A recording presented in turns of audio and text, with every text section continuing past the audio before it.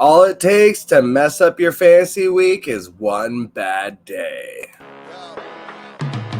This height be the type of shit that keep me up at night. Never short of a breath when I spit my rhymes. Clever forms I express every fucking time. Bring me back to the light when I ain't feeling right. This life, something special when I'm on my grind. Never short of the stress when I spit the mind. But of course, never rest until I fucking die. For the more lives as I rock the fucking.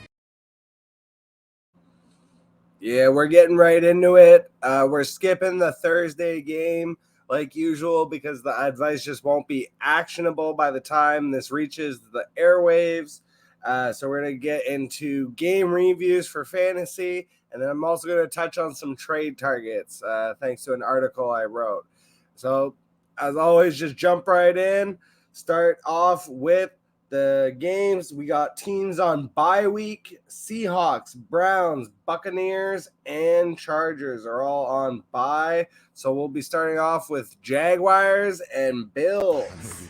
Oh, Joe, that ain't good enough. Come on, Joe. Thank you, baby. Thank you. You making blood come from my damn mouth. That's what I'm talking about, baby. You gotta make blood come to the mouth. You can't just smack me and don't hit me hard. That's bullshit. When you hit a motherfucker, you hit that motherfucker. Let's kick their ass, motherfucker. Kick their ass. Let's go. Hell yeah.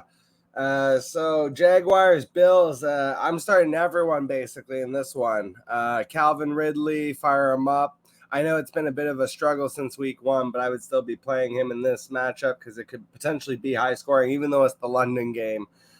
Trevor Lawrence, I'm starting, even though it's a tough Bills defense, again, hoping for a shootout. I'm starting Evan Ingram, starting Christian Kirk. Even probably in very, very deep leagues, I'd be willing to spot start Zay Jones. On the flip side, Gabe Davis is in for me. Stephon Diggs, obviously. Josh Allen, obviously. James Cook is in. Hell, you can even throw Latavius Murray out there if you're really desperate for a running back start. I know I think I still have him. I can't remember if it's Murray I'm running out in my 18-man guillotine league. If not, there's one other really deep league where I'm pretty sure I'm running out Latavius Murray as my starting running back. And then even Dalton Kincaid, I would throw him in. He seems to be getting a little bit more involved week to week, and tight ends are just abysmal. So I'd be willing to take the shot on him, even though he hasn't quite been what people had hoped. Texans, Falcons. This one is interesting. Bijan Robinson should have an explosive game. So obviously he's in the lineup. But I would even be willing to throw out Drake London. And I would throw out Kyle Pitts. Jonnu Smith has been a hilarious hot pickup. And I'd be more willing to play Kyle Pitts than to take the shot on gross volume with Jonnu Smith, even though technically the last 2 weeks, Jonnu Smith has outscored Kyle Pitts. I'm still willing to bet on the athleticism in a matchup like this, and hoping that the Texans are going to be able to push that defense a little bit more so that maybe the offense has to get more involved. But I really feel like the only safe plays is the safe play is Bijan. You can throw out Tyler Algier as a flex just because of how bad Houston's run defense is, and if they are leading, you can expect an overcorrection from Arthur Smith to just run that ball like crazy. So those are two things I would be willing to do, is start Bijan and Algier. A little less willing for Drake London, but it's going to be rough this week, especially with the bye weeks making decisions. So Drake London, for the most part, is going to be in my lineups. And then on the Texans side, CJ Stroud, Nico Collins. I'd even take the shot on Tank Dell just in case it's a Tank Dell week. And Dameon Pierce. They're all going to crack my lineup in most of my 12-man or deeper leagues. Panthers, Lions. I still like Adam Thielen in this game. Even though the Lions defense has been really good, Thielen just gives you kind of a safe floor right now with the PPR plays. He's like the lone asset that I really am interested in for this game for the Panthers. Now, Miles Sanders is a trade target of mine, as is Adam Thielen and potentially even Bryce Young, because their schedule lightens up. And we'll talk about that later. But As far as this game, the only person I'm starting for the Panthers in any comfortable fashion is Adam Thielen. And, if Miles Sanders were to be extremely questionable and or to miss, then you could probably throw in Chuba Hubbard. But temper expectations because Lions' run defense has been stellar this year. Titans, Colts. We're going to shimmy right through this. I'm trying to smash through this as fast as possible. Titans, Colts, Derrick Henry. I'm willing to take the shot on DeAndre Hopkins just because of injuries and potentially, you're missing out on some players. But other than that, I'm not trying to chase Tannehill or even Westbrook Akine in very deep leagues. On the Colts side, for me, it's very easy. It's whichever running back is active. So if Jonathan Taylor is active, then you play him. If he's not active, you play Zach Moss, even though it's a tough defense. And then I really like Anthony Richardson and Michael Pittman. I think they can do work in this game. So I like both of those options. Giants, Dolphins. All the Dolphins. I know Raheem Mostert kind of disappeared last week. I would fire him up this week. Devon Achane, I'd fire him up.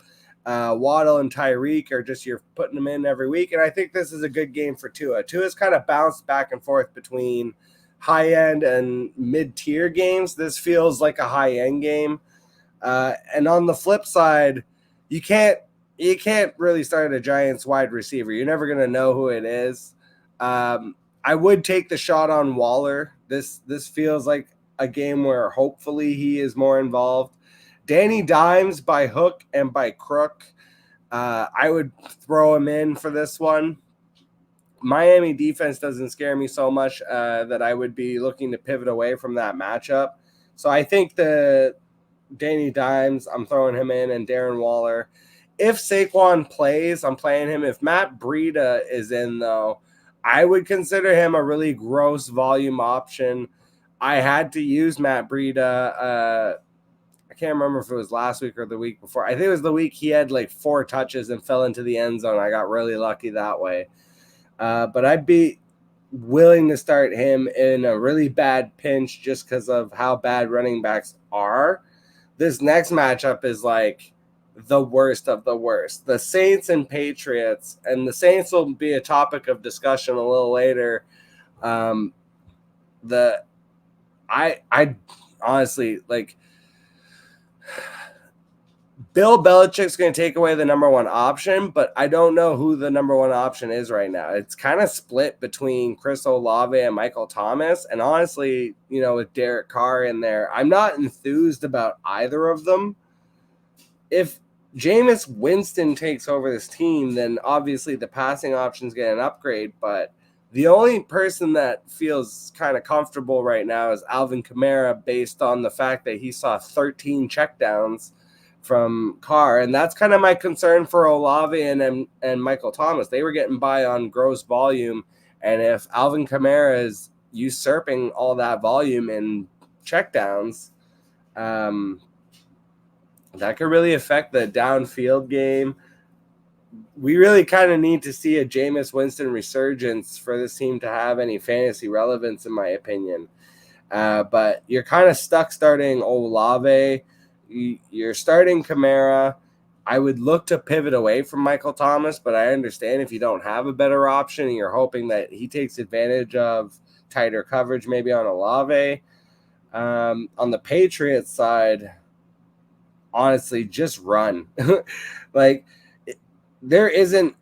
Saints defense is really good. So I would not want to start either of the running backs. I understand if you're kind of forced to start Ramondre, but I would be looking to pivot away.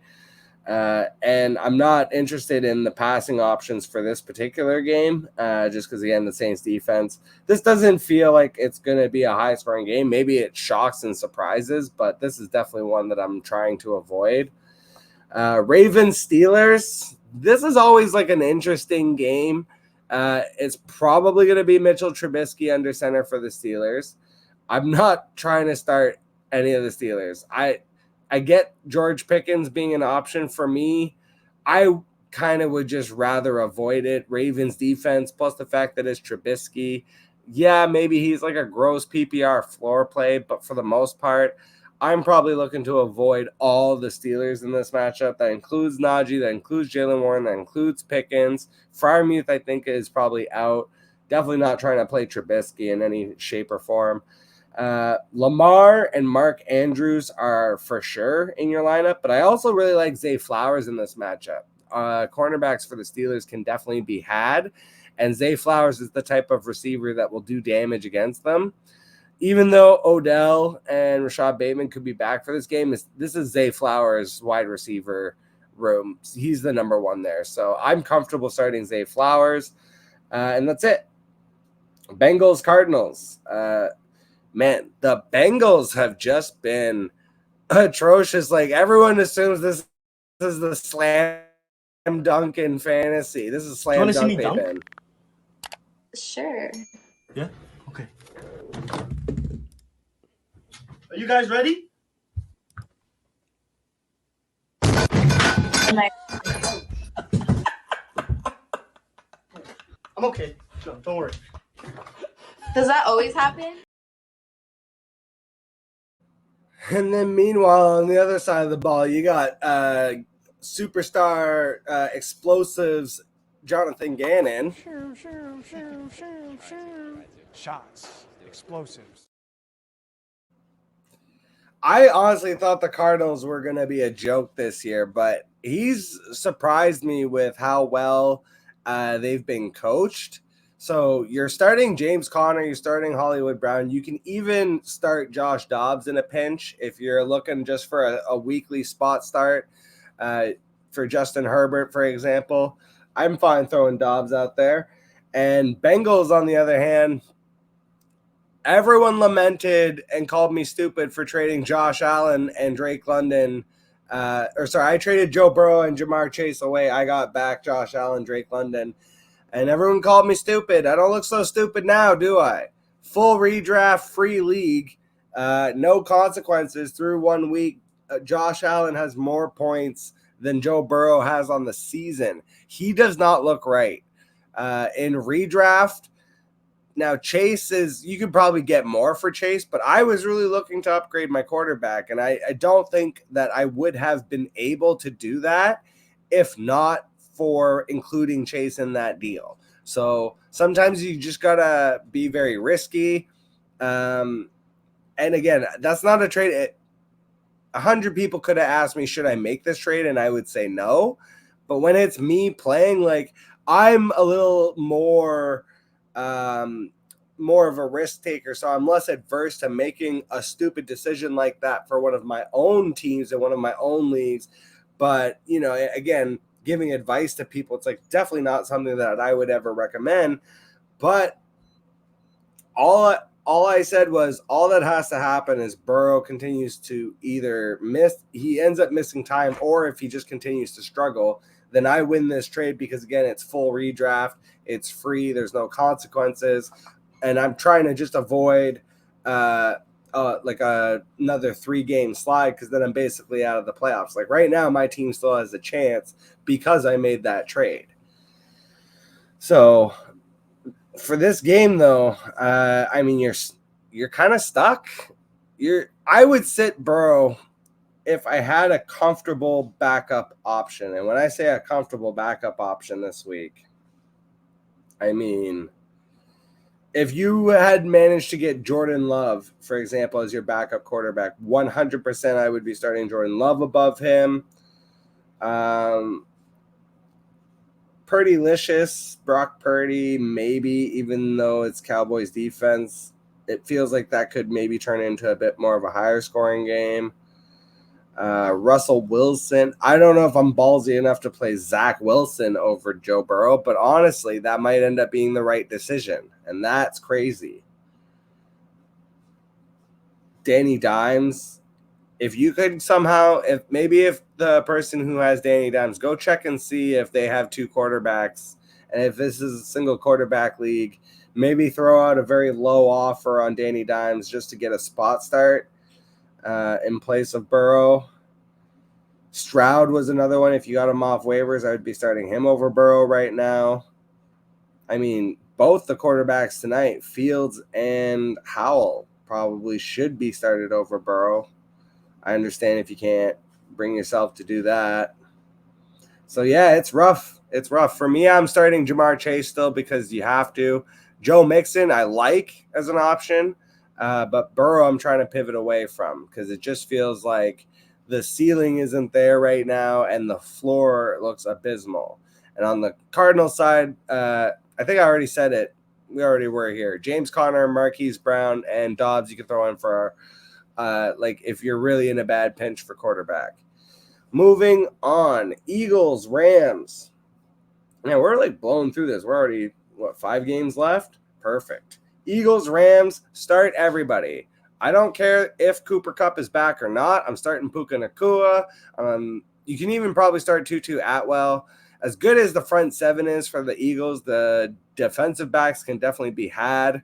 So I'm starting Matt Stafford. I'm starting whatever wide receiver pieces I can get my hands on, basically. I would even start Higbee. I'm fine with that. Kyron Williams is the one where I would start him, but temper expectations because you're going to be hoping more for a PPR floor. I definitely don't think he's going to get you there through the rushing numbers. And they might just pivot away from – I could see this being a game where they're expecting Stafford to have to throw 50 times. So I would be starting definitely all of the receiving options. And then on the flip side for the Eagles, it's just you're starting – this is not that vaunted Rams defense you have to avoid. This could easily turn into a shootout. Love targeting the Eagles for best ball this week. Jalen Hurts, Devonta Smith, A.J. Brown, DeAndre Swift, they're all in for me. Jets, Broncos. Man, I get it. I know the Broncos defense has been horrific. This feels like the bounce back game, though. The Zach Wilson feels like the cure-all for sliding NFL defenses that have been sucking. So I think, unfortunately, Zach Wilson's going to be trying to, come in and he's just going to get beat to shit again. You put out an open contract. Be careful what you wish for. You just might get it. There's the bell.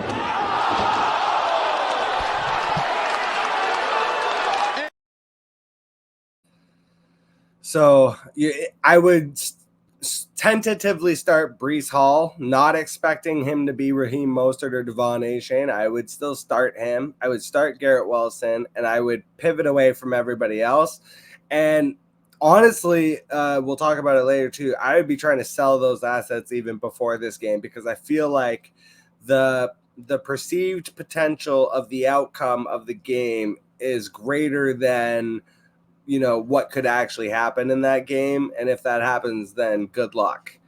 And then on the Broncos side, honestly, I know it's a good defense, but I would I'm not starting the running backs because it's going to be split between probably P. Ryan and waiver wire hotness Jaleel McLaughlin.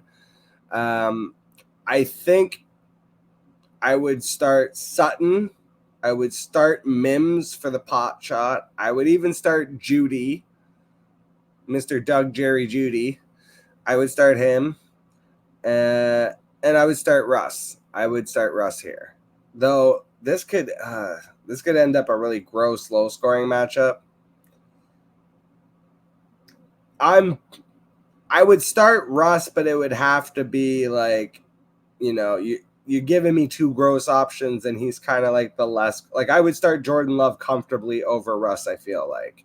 I would start Tua and Danny Dimes over him. I would even start Matt Stafford over him.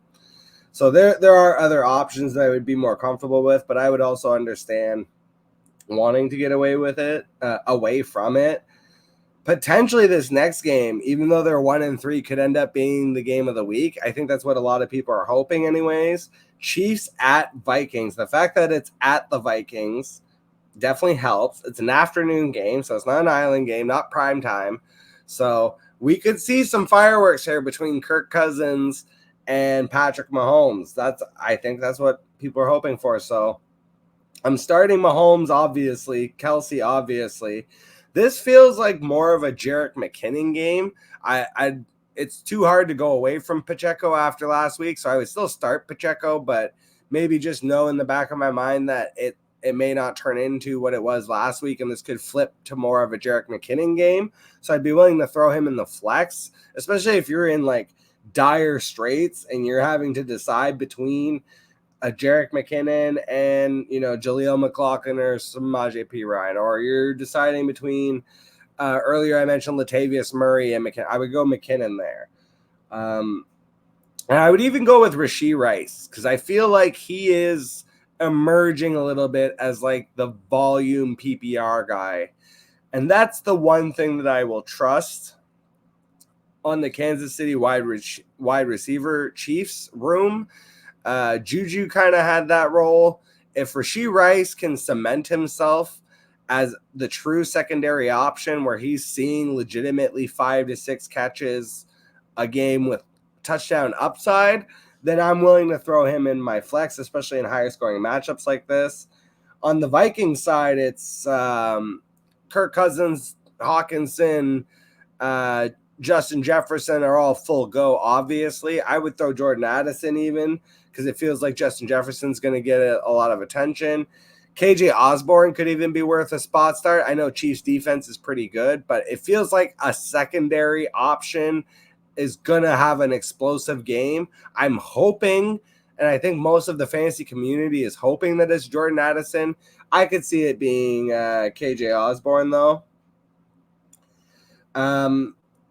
So, yeah, fire up all the Vikings, but except the running backs. I would play Madison because you're kind of forced into it, but know that Cam Akers is kind of edging his way onto the field, and that's really bad, honestly, for both of them until one of them decidedly has the job. But for now, it's still Alexander Madison, and you could do worse. That's just how bad running backs are. Cowboys, 49ers. This one, even though the 49ers defense is perceived as being like this stellar unit, I feel like they can get caught up in these shootouts. They are really good, but they haven't quite performed to the level, I think, of like full shutdown crazy. Like, yeah, they beat the crap out of the Steelers, but who hasn't? Like, the Steelers look like garbage. So I think this could end up being, and especially because the Cowboys now are banged up, unfortunately with Diggs missing the season now, and even Micah Parsons, even though he came back in the game, I think he's nicked up still. Just the fact that the Cowboys defense starting to look, show a little wear and tear, this could turn into a sneaky shootout. And Dak Prescott has been terrible for fantasy. He's scored less than 25 points and he has not scored above 25 points. And in 3 of the 4 games, he's actually been under 20. So he hasn't like broken your back, but he has not really helped your team at all. And then CeeDee Lamb, again, it's like, even though he's like the perception is like he's crushing it, he actually has only 1 game where he's got like the 11 reception game, and then it's been like 4 receptions every other game, and it's like if he doesn't get a touchdown, it's kind of disappointing. And Tony Pollard's been getting it done by pure volume, so this will be an interesting, I feel like this is kind of like a game that will very much kind of tell us who the Dallas Cowboys are, and especially the offense, because I think we all know, obviously, the defense is excellent, but this feels very much like a game that will very much, decidedly tell us, is the Cowboys offense actually good, or are they just front runners?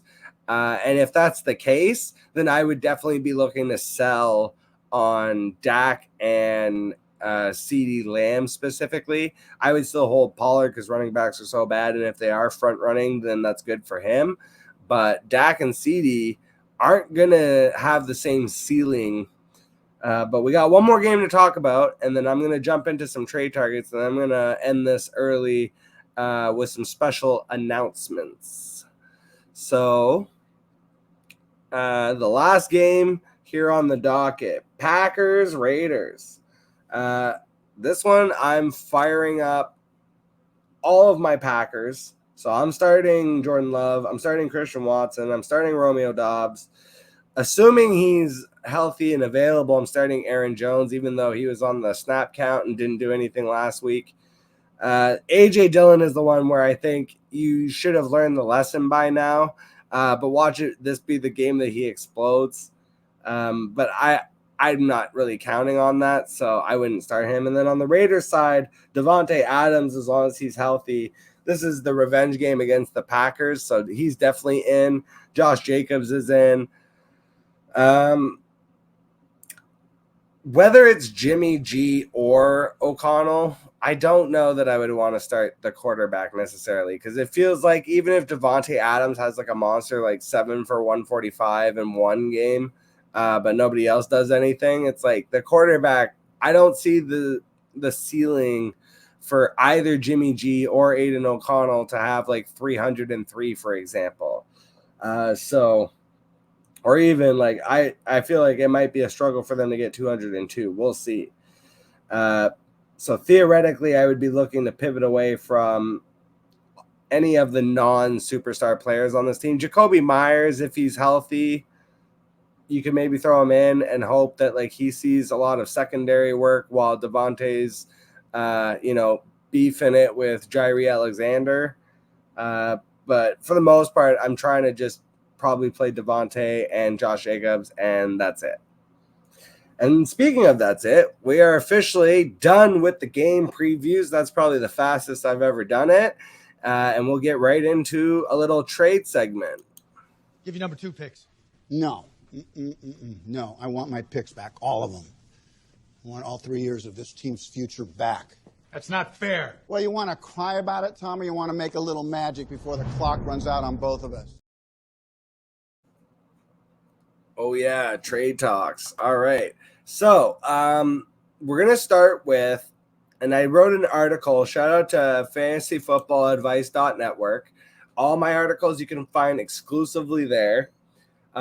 Kitchen Nightmares made a return in the year of 2023, and that's one of my favorite shows. I love basically all shows where Gordon Ramsay yells at stupid people, and I love show formats like that. So Bar Rescue is another one that I really love.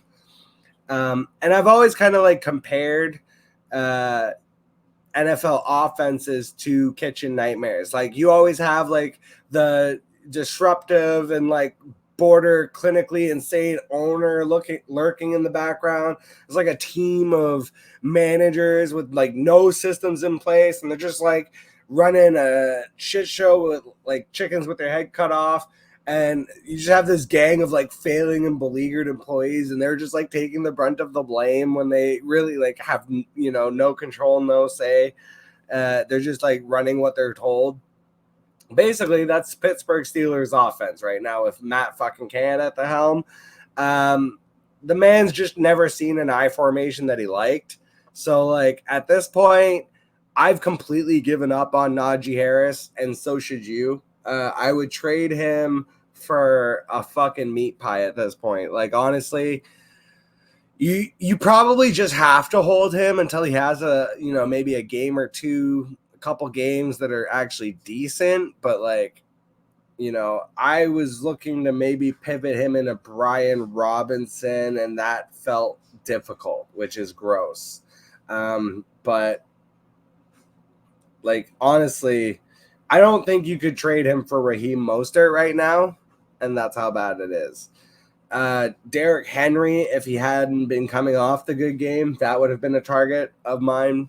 Not in Dynasty. And so in Dynasty, I would just hold Najee and eat the bullet this year. But for redraft purposes, maybe could have sold the idea that Henry was falling off the cliff. I was looking at James Cook because he hasn't had his true breakout yet. So, like, you'd have to give up, like, Najee and another nice piece. Like, maybe if you're deep at wide receiver, if you could do, like, Najee and Tyler Lockett to get James Cook from a manager who's hurting from wide receiver, that kind of thing. Those are the kinds of trades that I generally will tend to look for anyways. George Pickens is the one that I feel like has more value. And again, he's the one that I would be looking to trade. Especially it's like at this point, Trubisky potentially is going to be the starter for a couple weeks. I would maybe try to sell that, like, veteran signal caller. Pickens could see an uptick. He's the only one in the offense right now. That's a bad thing. That means NFL defenses are going to be able to key in on Pickens, and his whole thing is contested catches, which is fine when you're contesting one guy, not three. So I would be definitely looking to sell Najee for whatever I could get that was half decent, but more specifically Pickens. Like, I would love to package, again, like if I could do George Pickens and Khalil Herbert for like a James Cook, or even, if the Travis Etienne manager is like really disappointed for, you might have to go a little higher, but it's always good to just send out like an initial offer. And those aren't offers that may get accepted, but they're also not ones where people are going to gawk at them and be like, oh, you sent me 3 bench players for like my star. Like, no, George Pickens is a competent wide receiver, and right now is perceived as the wide receiver one that's going to get all the volume. You pair him with a mid-tier running back, and you use that to go try and get a running back that you really like. Before he had his good game last week, Josh Jacobs would have been another target. Same thing with, Derrick Henry. You go try and get guys like that before they bounce back and people remember like, oh, right, they're like the best running backs in the league. So if you can dump the Steelers, you definitely should. The Jets, the New York Jets, and this is the week to do it, because before the Denver Broncos matchup, because we have seen how historically bad the Denver Broncos defense has been. If the Jets fail in this matchup, what matchup for the rest of the year is a positive matchup for them? It doesn't exist. That's the problem. And the fact that, to me, it's very much like a 50-50 chance of whether or not they're going to succeed on Sunday against the Broncos terrifies me in terms of the potential value of trying to trade them after the fact. Garrett Wilson especially, had that fluke touchdown. He had the PPR game. He has value right now where I would be looking to pivot him into so many different things. Like, if I could trade him for Tyler Lockett, I would. If I could trade him for, you probably can't get Nico Collins right now, but Calvin Ridley has struggled, I would do that. Honestly, if you could get Zay Flowers, I would do that. Devonta Smith. So AJ Brown's kind of been balling out, and now people are kind of freaking out of like, is Devonta Smith the secondary guy that we don't want? Whereas in the first 2 weeks, it was the flip side. Yeah, it turns out like wide receivers have ebb and flows, and Devonta Smith will have his days. I would 100% be looking to pivot Garrett Wilson into Devonta Smith. And again, it's like a lot of these trades, you're going to have to throw another piece at them. And so people are wise to the 2-for-1s. I kind of tend to do a little bit different. So a lot of times I do what I call the Trojan horse, where so if I'm going to send a 2-for-1 anyways, I will go and pick like the worst running back on their roster to have to come back to me, because in that or whatever it is. So like, let's just use the hypothetical example of I'm trading Garrett Wilson and let's say, yeah, here we go. Garrett Wilson. Oh, hang on. I kind of lost my train of thought there.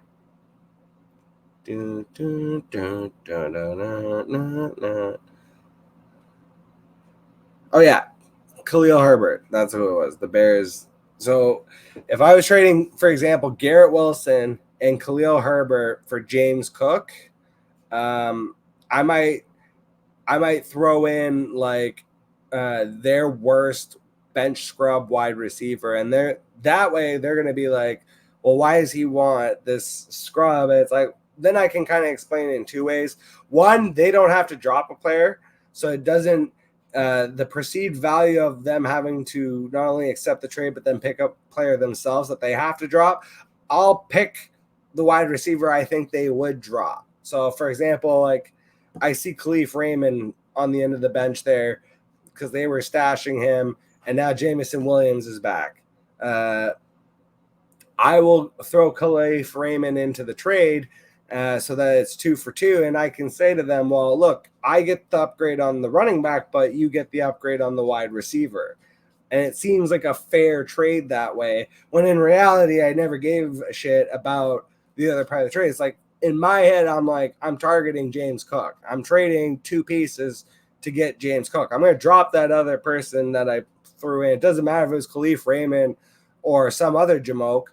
That dude's probably getting dropped for whoever I have my eye on waivers. And so that's how you can kind of work 2-for-1s in a different way, where it's not so obvious that you're just sending 2 players that are lesser in your view for the player that you actually want. And I'll do that a lot with also, like, if I'm trying to get 2 players and the trade's kind of very equal and it's kind of borderline, I'll go look at their roster and see if I have a correlating piece of, for example, a running back or a wide receiver that really fits their roster better than mine. I'll just throw that into the trade. So then in that sense, like, now it's a 3 for 2. And even then, I'll go look on their team and be like, oh, this guy sucks. He shouldn't even be rostered. Perfect. Throw him in the trade. Now it's 3 for 3. And they're in their mind winning at 2 positions. Even though, again, I was like, that guy might be a drop for me, depending on my situation. So working trades in that way, where you're kind of taking guys from their team and Trojan horsing them into the deal so that you're changing the perceived value of the overall deal. That's something I like to mess with just in general.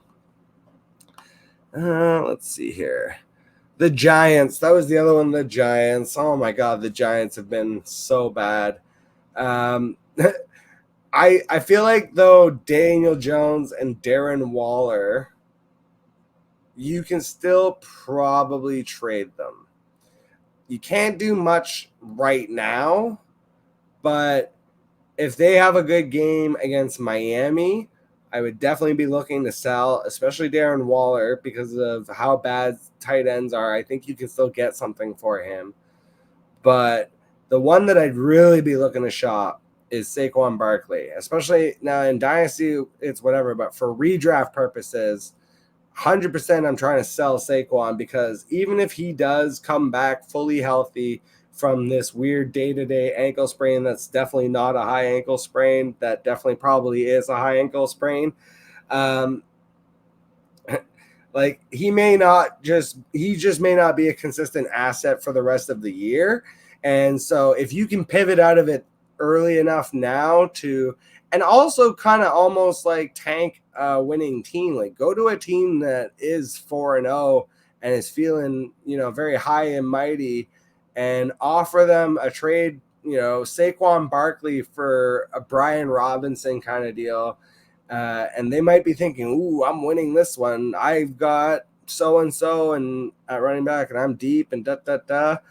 And you never know. Like, again, 4 weeks from now, couple injuries, it could completely flip their whole roster and end up knocking them out of the playoffs. I've seen it happen. So I would be looking to pivot out of the New York Giants if possible. The Saints, the New Orleans Saints, I mentioned this a little bit earlier, but Alvin Kamara coming back has actually ruined this passing offense for as long as Derek Carr specifically is the quarterback. Now, you can make the bet that Jameis Winston takes over and just remains the starter for the rest of the year, but he's, Jameis Winston isn't exactly like a huge upgrade at the quarterback position. So I don't think the team views it that way.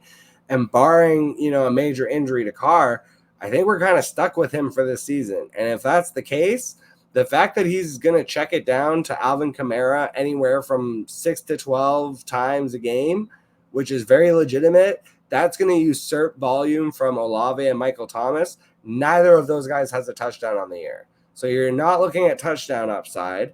And now all of a sudden the PPR upside that was there is being usurped by checkdowns to the running back.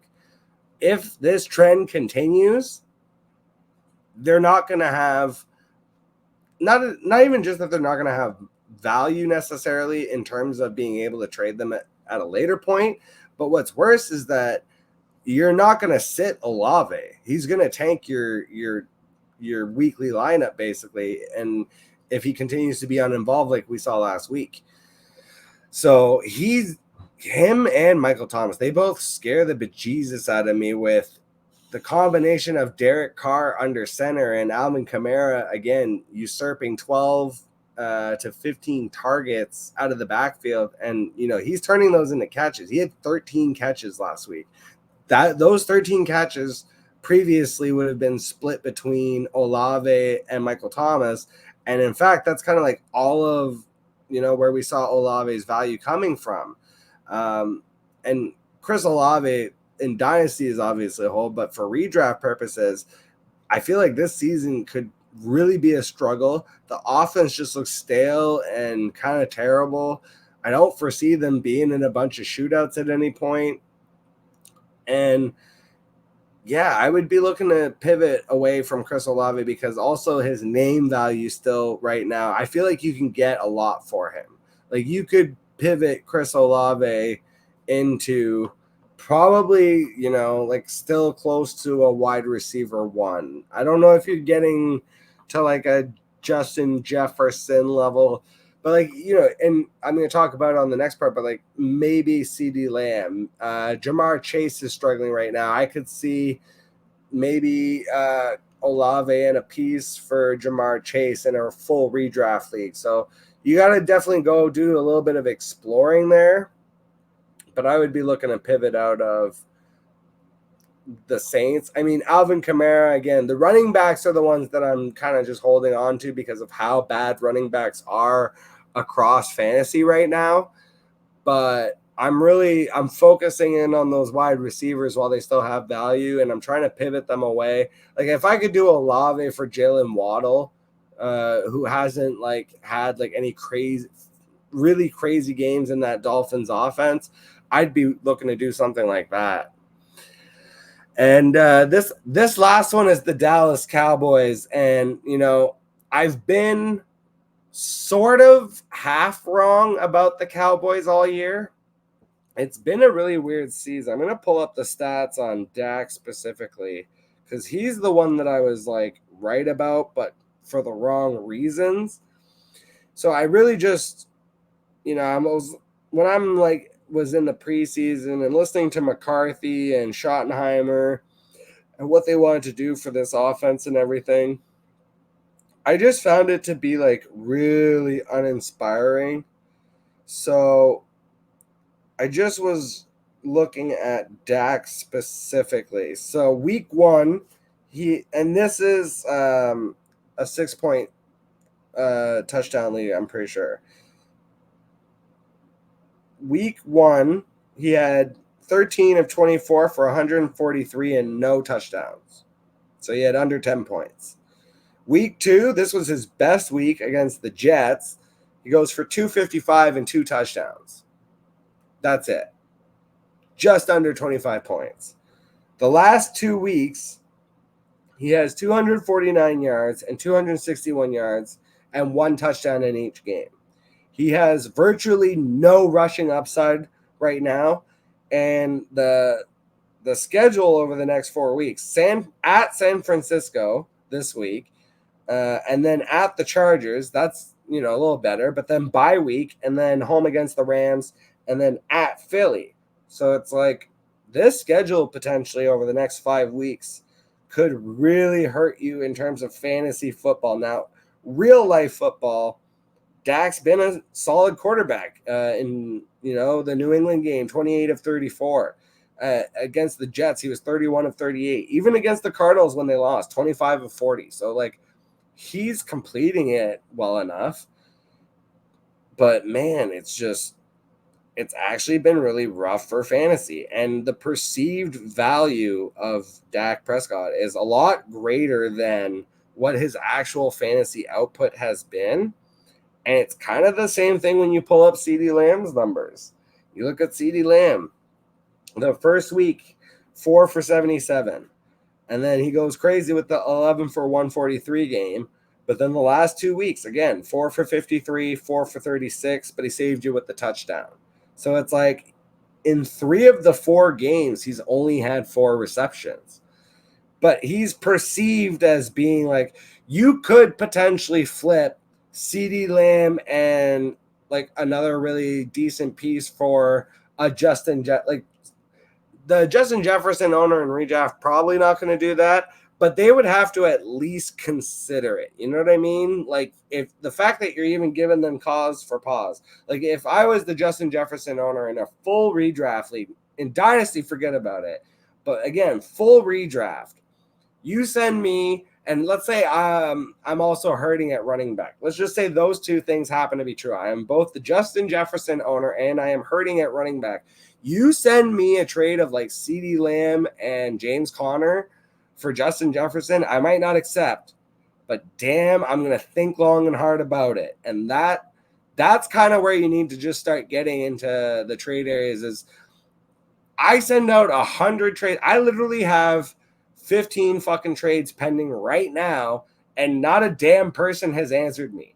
You need to, that's one thing of trading too, have thick skin, be used to rejection, not even just rejection, be used to crickets. Like, I've got 19 leagues total. I usually say 20, but it's actually, I've like counted them all as 19. I've got 19 leagues total, and I've got trades pending. Like, I've sent out trades in damn near every one of them. Maybe not, because half of them are dying, but I've sent out multiple trades, like, and I've gotten just no answers. And that's just how it is. People are busy with their shit. There are certain days that people check in a little bit more intently. Thursday, because of lineups, that's usually one. Waivers is the other one. Waivers, Thursday, setting your lineup, and then Sunday morning. For casuals, those are the 3 days. And they may not even be looking in the chat inbox or the league chats or the trade thing that pops in. Again, there's different levels of savviness and awareness and commitment overall to fantasy football. So don't let that detract you or deter you from just constantly pounding away at that trade tree, because eventually she will go down. But yeah, getting all the way back to my point, Dak Prescott, CeeDee Lamb, I would be looking to sell them for max value, simply because the way that I perceive this team is they're either going to be front runners and relying on the defense, and therefore they just don't really need the offense, particularly Dak Prescott. I don't see him having a bunch of like 303 games, and that's what you need from a pure passing quarterback, which is what he is now, because he's not rushing the ball. So there's like, I would literally rather have Baker Mayfield rest of season over Dak Prescott, and I don't even really have to think that hard about it. Baker's playing more from behind. His defense isn't as good. His wide receivers are just as good. When you combine the fact of like Mike Evans and Chris Godwin together, to me, that's just as good as having CeeDee Lamb by himself with Brandon Cooks and Michael Gallup and whoever else. So I feel like the receiving cores are equal, but just the situation and the way that Baker Mayfield is playing with the way he pushes the ball downfield, like I would rather have Baker over Dak rest of the season. That's crazy to say. But again, the perception though is that Dak Prescott is like a good, like not elite, but he's considered like a really good fantasy quarterback. And I don't think he is. I would, if you could trade Dak for Kirk, which is crazy because Kirk is like top 5 right now. I don't think the person would do that. But if for some reason, that's one that could be sneaky too. If you could do Kirk Cousins and like DJ Moore. Ooh, that's one. People are like weirdly nervous about DJ Moore, even though he's been succeeding in spite of the Bears and Fields' struggles. And trust me, I have DJ Moore and Justin Fields in a lot of places. DJ Moore has not been the real problem. If I could pivot and trade Kirk Cousins and DJ Moore for Dak and CD, let's say I have the Dak CD stack and I'm looking at this other manager's got Kirk, he's got another quarterback. Could be like Anthony Richardson or like a Geno Smith or someone decent enough, Jordan Love or someone along those lines. I might go be like, hey, Kirk and your boy there, DJ Moore, let me get them for Dak and CD. And most people in fantasy are like, well, you can't make that trade. That's terrible. You're stupid, man. Right now, DJ Moore and CD Lamb I feel like they're about equal in fantasy points, but Kirk is destroying Dak. Like, it is not close, and it won't be for the rest of the season. So those are the kinds of situations where, again, you gotta be willing to settle and stand on your convictions a little bit. Definitely, it's perceived as a very risky trade, but when you look at the actual potential of the results, like, there's no way that Dak is going to outscore Kirk for fantasy for the rest of the season, and it's by a wide, substantial margin. Meanwhile, feels like CeeDee Lamb and DJ Moore are basically going to end up about the same. So if I'm getting a massive quarterback upgrade for basically pivoting sideways at wide receiver, even though it's perceived as CeeDee Lamb being so much better than DJ Moore, because in real life, he probably is like better. And even that, you could really argue. I think CeeDee Lamb is a better real life wide receiver, but that doesn't matter for fantasy football. Like, right now, the fact is the Dallas Cowboys plan is let the defense kick the shit out of the other team and let's front run on these guys. So those are all my trade away teams. Let's quickly run through some trade for teams and then we'll wrap this shindig up. I've got the Chiefs. The schedule presents as being really nice. Obviously, Patrick Mahomes and Travis Kelce going to be very difficult to acquire. Here's a perfect example. I have a league. I sent out a trade, and I have no idea if it's been even seen or looked at, but CeeDee Lamb and Hunter Henry for Travis Kelce. Again, redraft. This is all redraft trade talk right now. No dynasty here right now. Lots of dynasty people. Shout out to Dynasty DGens. Go check them out.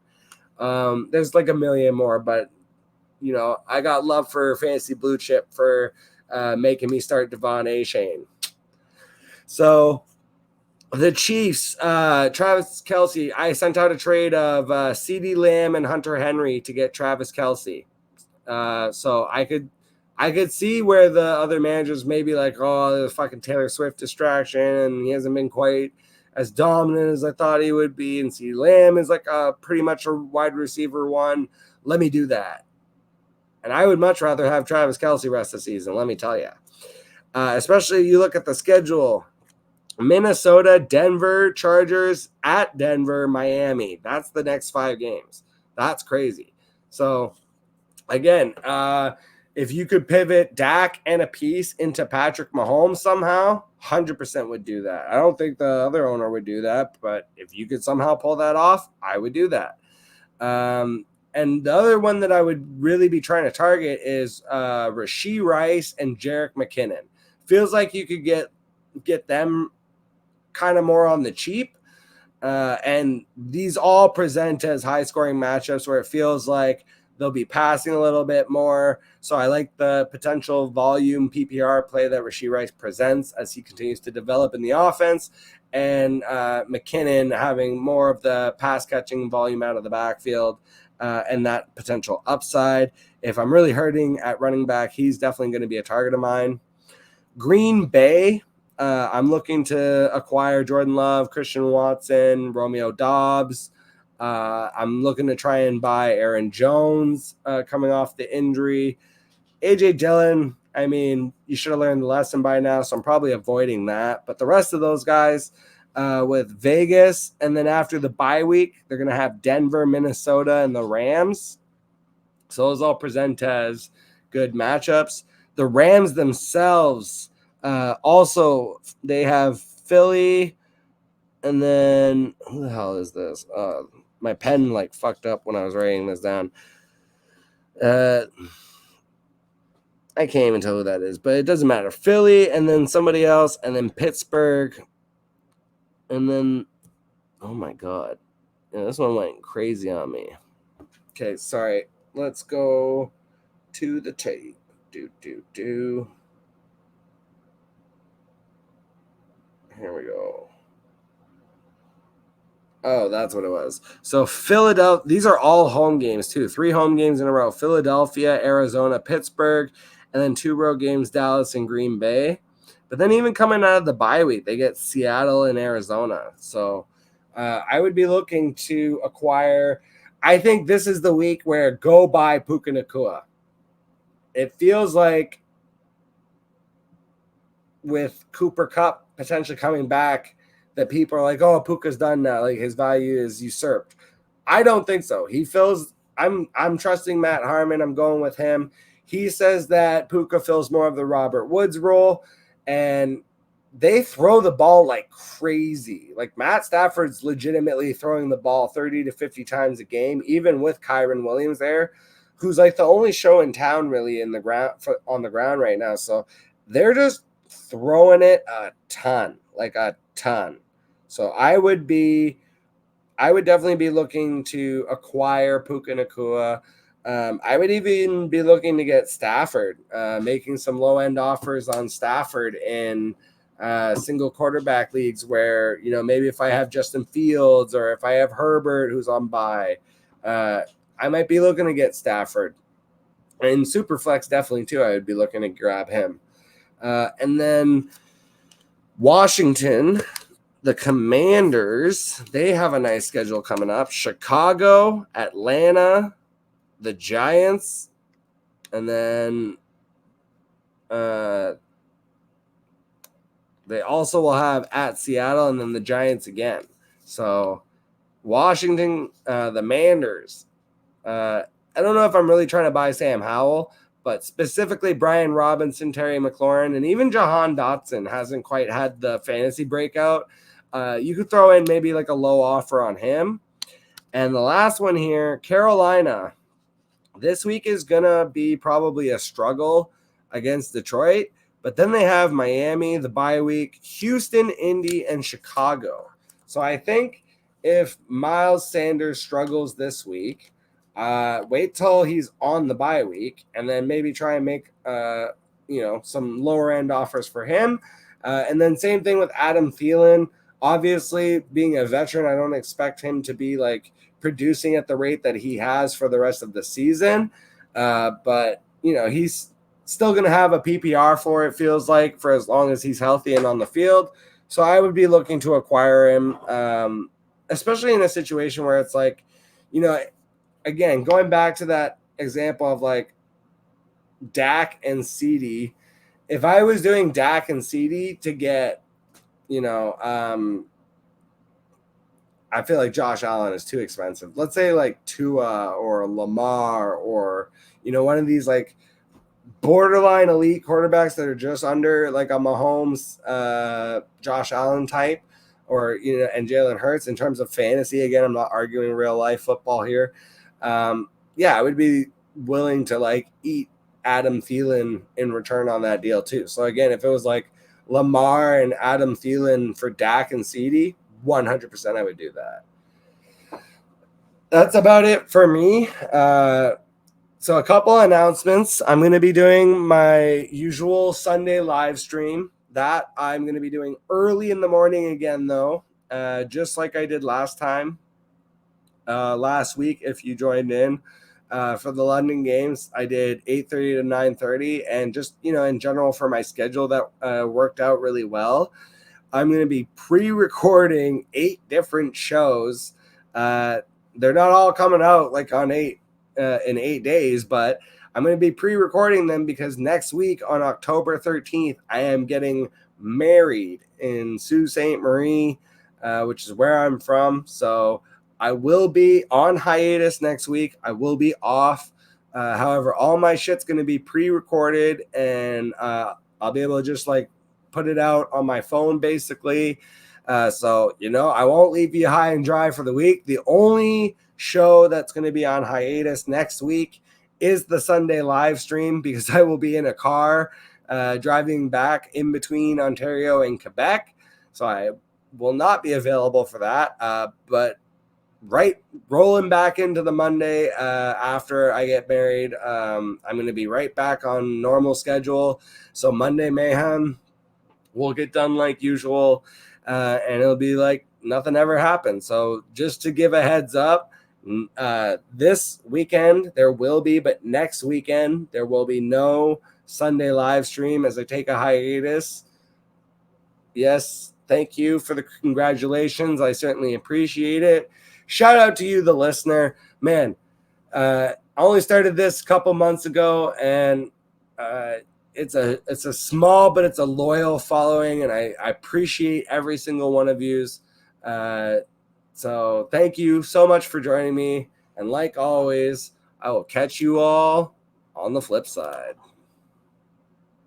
He's running down the middle by the 50. He's at the 30. He's bare-chested and banging his chest. Now he runs the opposite way. He runs at the 50. He runs at the 40. The guy is drunk, but there he goes. The 20. They're chasing him. They're not going to get him. Waving his arms, bare-chested. Somebody stop that man. Here comes